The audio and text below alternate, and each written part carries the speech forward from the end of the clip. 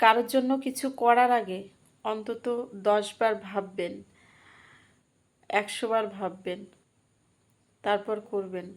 ভালো কাজ করবেন, তার জন্যই করবেন যার সত্যি আপনার উপকার পাওয়ার অধিকার আছে, বা যে সত্যি উপকার পাওয়ার যোগ্য।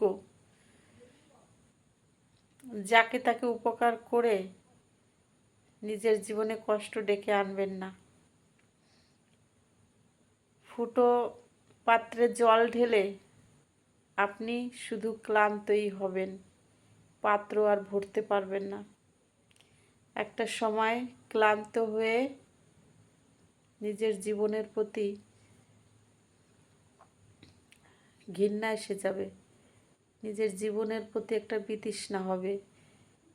তখন আর জীবন ভালো লাগবে না, মনে হবে এই পৃথিবীটা একটা জেলখানা। এখান থেকে বিদায় নিতে পারলেই মনে হয় ভালো লাগবে, এরকম মনে হবে। এরকম একটা সময় সবার লাইফেই আসে যে মানুষগুলো শুধু নিজেকে বিলিয়েই গেছে পরের জন্য। তাই মানুষকে অতটা উপকার করার দরকার নেই। উপকার তাদেরকেই করা উচিত যারা সত্যি, যাদের প্রয়োজন, পথের মানুষ যারা, তাদেরকে উপকার করুন। অন্ধকে, ভিখারিকে, অবলা পশুকে,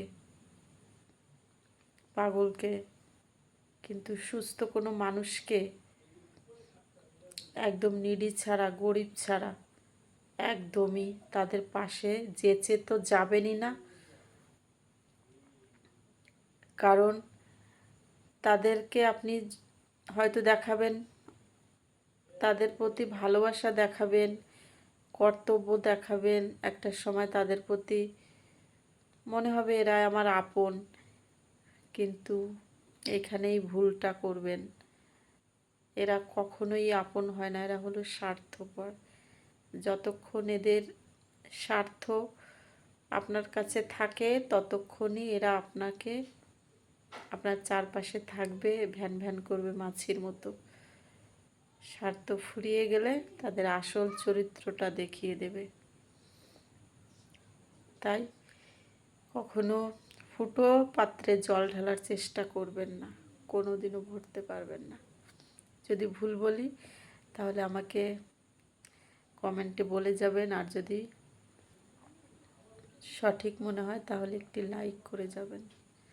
ভালো থাকবেন সবাই।